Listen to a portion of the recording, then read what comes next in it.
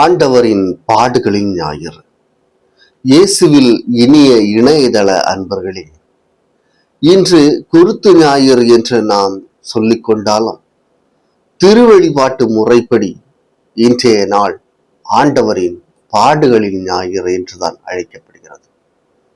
ஆண்டவருடைய துன்பங்களையும் இறைப்பையும் பற்றி இந்த வாரம் முழுவதும் நாம் சிந்திக்க இருக்கின்றோம். இந்த இயேசுவின் தற்கையளிப்பை எடுத்துக்கொள்வோம்.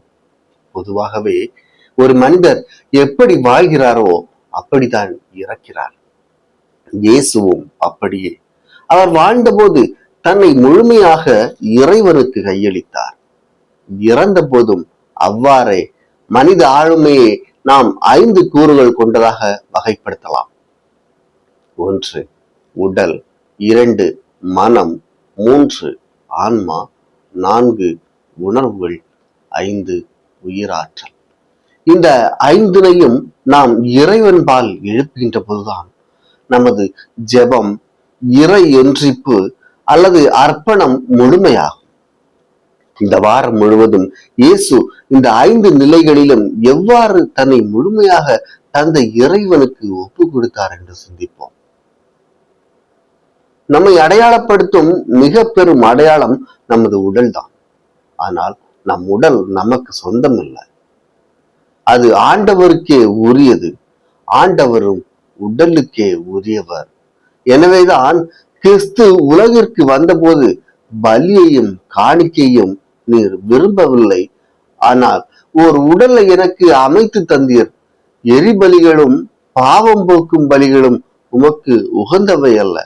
எனவே நான் கூறியது, என் கடவுளே, உமது திருவுளத்தை நிறைவேற்ற இதோ வருகின்றேன் என்கிறார்.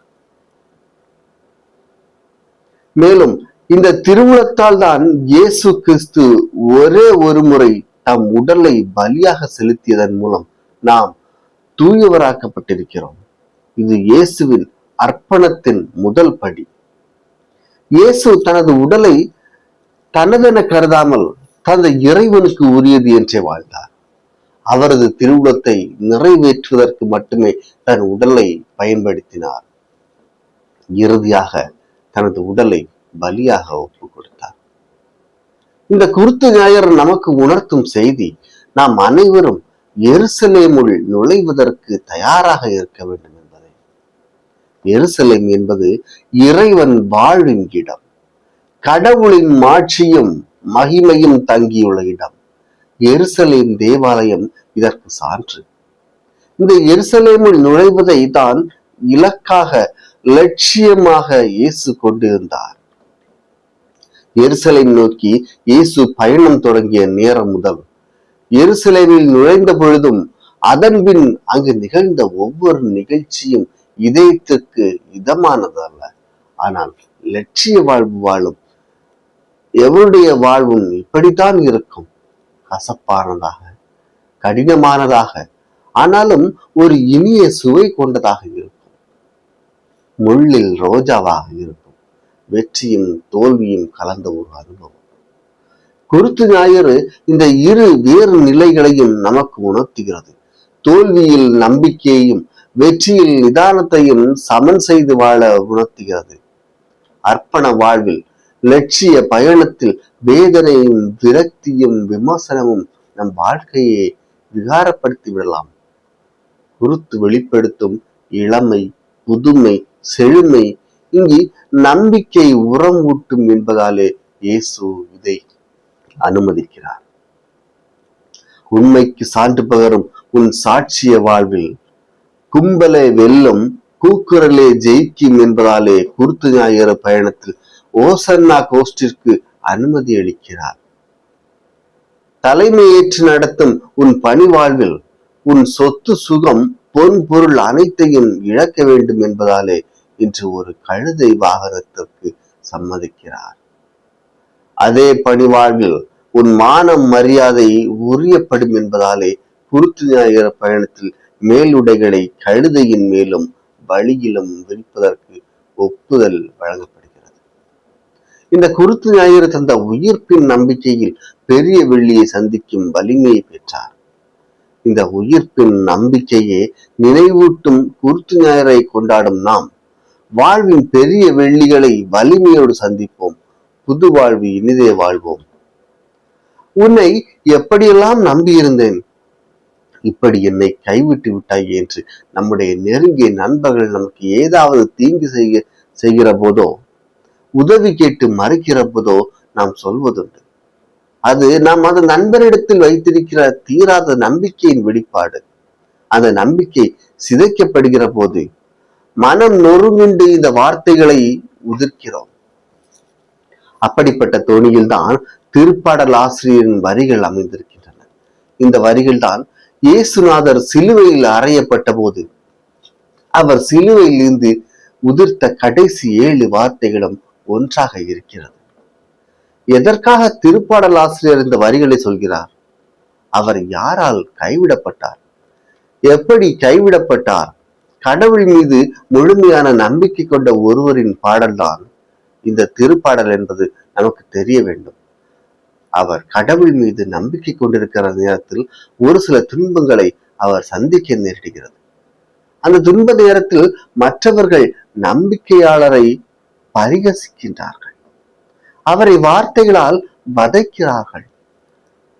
கடவுள் கடவுள் என்று சொன்னானே, இப்போது அந்த கடவுள் எங்கே என்று இருமாப்பு செய்கிறார்கள். அந்த துன்ப நேரத்தில் கடவுள் நம்பிக்கை கொண்டவரை நெருக்கடிக்கு உள்ளாக்குகிறார்கள். அந்த வேதனையில் எழுப்பப்படக்கூடிய வரிகள் தான் இவை.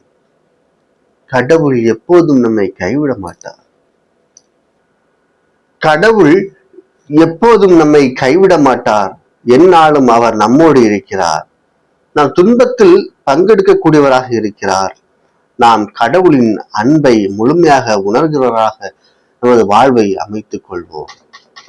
வாழ்க்கை என்பது எப்பொழுதுமே பயணத்தாலானது. பிறந்ததிலிருந்து இறப்பு வரை நாம் பயணித்துக் கொண்டேதான் இருக்கின்றோம். இந்த சமுதாயத்தில் பயணங்கள் சற்று வித்தியாசமாக அமைகிறது. முன்னாள் பாராளுமன்ற உறுப்பினர் வாக்கு கேட்டு 100 நாள் நடைபயணமாக கன்னியாகுமரி முதல் காஷ்மீர் வரை நடைபயணமாக படித்தார். இந்த தவக்காலங்களில் நாம் நடைப்பயணமாக ஒரு ஊரில் இருந்து இன்னொரு ஊருக்கு நடைபயணம் மேற்கொண்டோம்.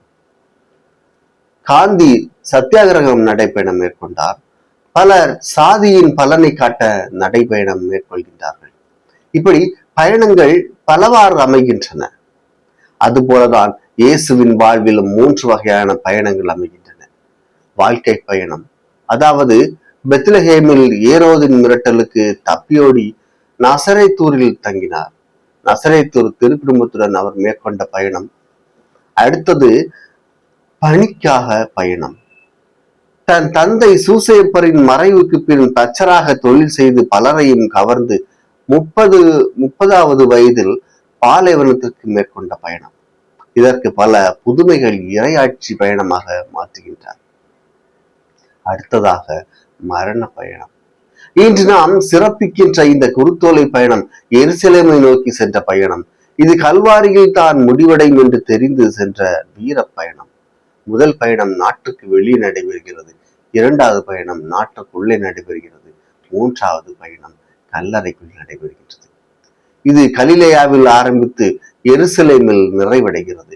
இந்த பயணம்தான் அவரின் ஒட்டுமொத்த வாழ்வையை சுட்டி காட்டுகிறது. இதில் அவர் பயன்படுத்திய பொருட்கள் அவரின் வருங்கால அடையாளமாக விளங்குகிறது. குருத்தோலைகள் வெற்றியின் அடையாளமாகவும், கழுதை அவமானத்தின் அடையாளமாகவும், ஓசன்னா கீதம் ஏமாற்றத்தின் அடையாளமாகவும் பயன்படுத்தப்படுகிறது. அதனால்தான் இயேசுவின் நடைபயணம் ஒரு பாடுகளின் பயணமாக மாறுகிறது. நம்முடைய வாழ்க்கை பயணத்தில் வரும் பாடுகளை சிந்திக்க தயாரா, அல்லது பயணத்தை மாற்றி சொகுசான பயணமாக அமைய விரும்புகிறோமா? சிந்திப்போம். ஆமென்.